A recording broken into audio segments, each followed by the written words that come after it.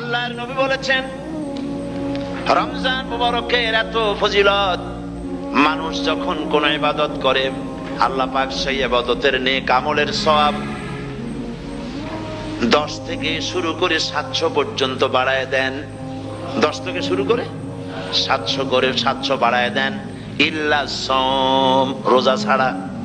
নবীজি বলেছেন রমজান মুবারকে কেউ যদি একটি নফল কাজ আদায় করে, একটি নফল ইবাদত করে, অন্য মাসের একটি ফরজ আদায় করার সওয়াব আল্লাহ পাক নামায় আমলে দিয়ে দিবেন। রমজান মুবারকে কেউ যদি একটি ফরজ আদায় করে, অন্য মাসের 70টি ফরজ আদায় করার মতো সওয়াব আমল নামায় আল্লাহ দিয়ে দিবেন। সুবহানাল্লাহ। এই মাস আমাদের সামনে, আল্লাহু আকবার বলি, আল্লাহু আকবার বলি, আলহামদুলিল্লাহ। এই পবিত্র মাস আমাদের সামনে, এই মাসে এত সওয়াব, নফল হয় ফরজের মতো আর ফরজ হয় 70টা ফরজের মতো। এত সওয়াব কেন হইল? আমরা না খেয়ে থাকি সেই জন্য নাকি? বলতে পারেন কেন হলো? একটি কারণ, শাহরু রমাদান আল্লাযী উনজিলা ফীহিল কুরআন। সুবহানাল্লাহ বলবেন না?